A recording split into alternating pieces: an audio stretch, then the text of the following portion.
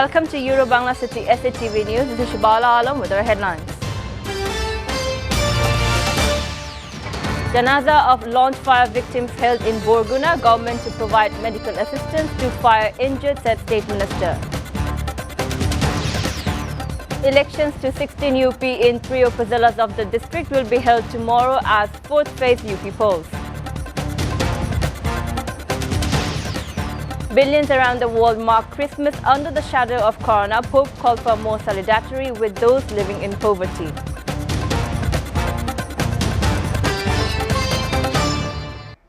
The namaz-e-janaza of 30 victims who died in the fire on Borguna-bound launch MB Obhijan 10 was held on the premises of Borguna Circuit House this morning. After the janaza around 11:30 am, the bodies were taken for burial at Potkakhali near the Circuit House. 5 of the bodies have been identified till this morning and 4 were handed over the family members. State Minister for Shipping Khaled Mahmood Chaudhary said all possible assistance will be provided to those on board in the launch fire in Jhalukati. The minister said that this while visiting the injured at the launch of the MB Obhijan 10 at Sheikh Hasina National Institute of Burn and Plastic Surgery on Friday. Earlier, the state minister visited the injured at Jhalukati Hospital and inquired about their treatment.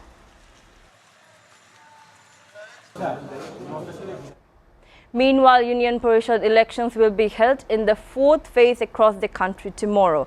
In 642 unions, 295 candidates have already been elected without contest. Election materials was distributed in 21 unions of 3 upazilas of Kurigram. Officers in charge and members of the law enforcement agencies collected ballot papers, seals, pads and other necessary items from the upazila election office. The Election Commission has completed all the preparations. In 21 unions, 144 candidates are contesting for the post of chairman, 901 for general members and 335 for reserved women members.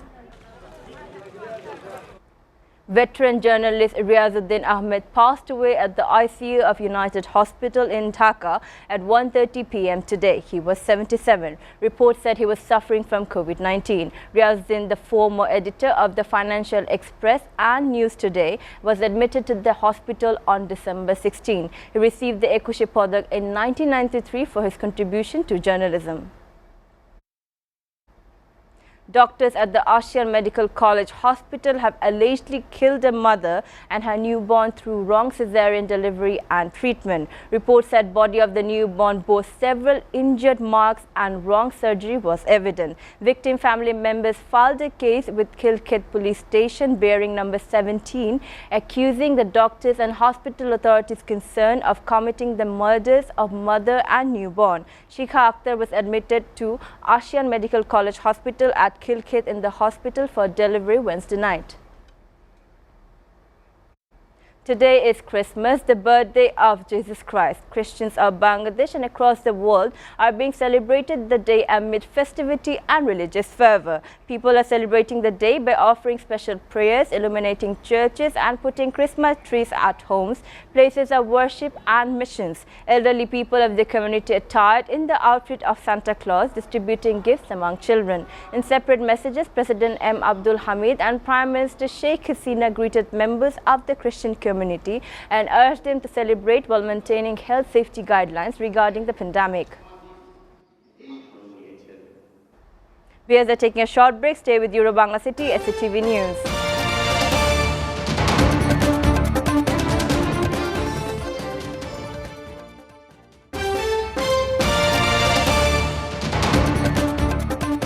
Welcome back. You're watching Euro Bangla City SATV News.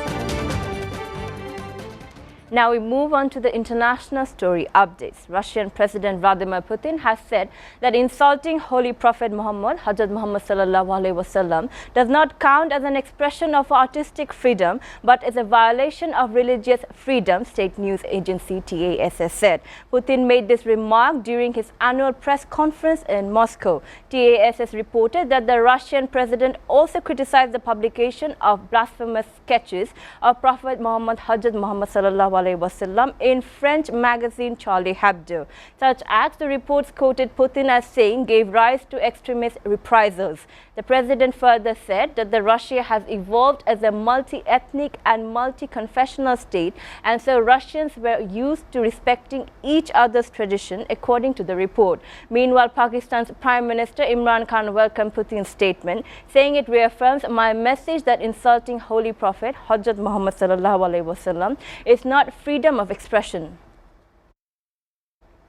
Meantime, regarding the issue of Ukraine joining NATO, Russian Foreign Minister Sergei Lavrov said it will risk large-scale conflict in Europe. During an interview on Friday, Lavrov said that the West is pulling Ukraine into NATO, while possible strike missile system appearing near the borders, and they create unacceptable security threats to the Kremlin. The Russian Foreign Minister blamed NATO for triggering instability in Eastern Europe, where Russian troops were deployed along Ukraine's border. He insisted Russian military posture is defensive in nature.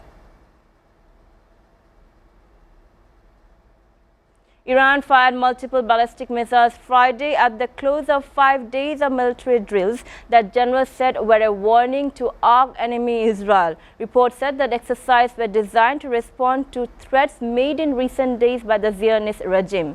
16 missiles aimed and annihilated to the chosen target. In this exercise, parts of hundreds of Iranian missiles capable of destroying a country that dared to attack Iran were deployed. However, the drills come after U.S. National Security Advisor Jake Sullivan met Wednesday with Israel Prime Minister Naftali Bennett amid the Jewish state opposition to efforts to revive the 2015 Iran nuclear deal. More than 4,500 flights were scrubbed globally over Christmas weekend as staffing shortages and rising cases of the Omicron variant of COVID-19 shattered holiday spirit. At initial 1,900 flights were scrubbed on Christmas Day globally, with more than 500 cancellations also scheduled for Sundays. US flight impacted the most. United Airlines and Delta Airlines scrapped over 300 flights combined on Friday. United Airlines said nationwide spike in Omicron cases this week has a direct impact on their flight crews and the people who run their operation. A stunning story from Japan. The world's first dual-mode vehicle, equally at home on road and rail, is set to make its public debut in the town of Kaiō in Japan's Tokushima prefecture. The DMB looks like a minibus and runs on normal rubber tires on the road. But when it arrives at the interchange, steel wheels descend from the vehicle's underbelly onto the rail tracks, effectively turning it into a train carriage. The DMB can carry up to 21 passengers and run at a speed of 60 km per hour on rail tracks and can go as fast as around 100 km per hour on public roads. Powered by diesel fuel, the small fleet of vehicles, which come in different colors, will run along part of the coast of Shikoku Island in southern Japan, connecting several small towns and offering passengers attractive seaside scenery. Albeit, children across the globe were worried this year that Santa would not be able to travel due to COVID pandemic. But Santa Claus has embarked on his annual journey of joy on this Christmas Eve. Dalia Nilofer has the story. Children around the world were worried that Santa might not be able to travel due to the surge in COVID, especially led by the new Omicron variant. But US top infectious disease expert Dr. Anthony Fauci again reassured the public that this year Santa has received his booster shot and is good to go. With that, Santa Claus hoped families spend time together during these difficult times. Santa's elves have also been busy preparing for the big day, going through millions of letters from children around the world to find out what they want for Christmas. There have been wishes for clothes and candies, and then they just read a wish for Santa, where some kid wishes that the pandemic will end soon. Meanwhile, despite concerns over the fast spreading Omicron, US President Joe Biden reiterated that Americans who are fully vaccinated can safely celebrate the holidays. Besides, for the 66th year, the North American Aerospace Defense Command also helped children track Santa's journey on its website noradsanta.org this time. Dalia Nilofer. for SATV News Desk. The Duke and Duchess of Sussex, Meghan Markle and Prince Harry welcomed their daughter 6 months ago but never shared any pictures of her. Young Lilibet Diana has now made her world debut in the latest holiday card. The family of four was all smiles, with the youngest smiling at her mom. The photo was taken at their Montecito residence in California. The official photograph was shared by Team Rubicon, an NGO that they have been supporting since 2016. The NGO also mentioned that it is thankful to be featured in the family's holiday card. One side of the card features the family picture, while the other lists charitable organizations they support. Now, stories from Sports World. The Bangladesh Cricket Board on Friday appointed former national team head coach James Adams as their batting consultant. The 57-year-old former Australian cricketer previously worked with Bangladesh national cricket team as the head coach from 2007 till 2011 World Cup. The BCB president Nazmul Hassan Papun informed that the Australian will work in different capacity with the local cricketers. Hopefully in February he will arrive. Nazmul Hassan Papun, the president of Bangladesh Cricket Board, told reporters on Friday after completing the second meeting of the board of directors.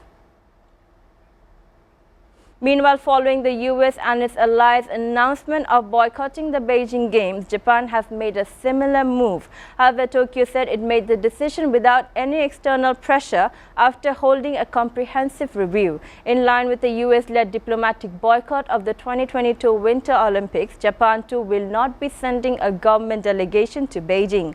On Friday, Japan's Chief Cabinet Secretary Hirokazu Matsuno said that Tokyo will instead send 3 officials with direct ties to the Games.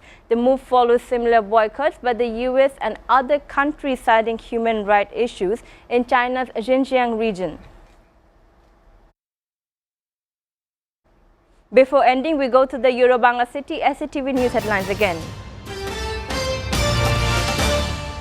Janaza of launch fire victims held in Borgona. Government to provide medical assistance to fire injured, said State Minister. Elections to 16 UP in 3 upazilas of the district will be held tomorrow as 4th phase UP polls. Billions around the world mark Christmas under the shadow of Corona. Pope called for more solidarity with the living in poverty.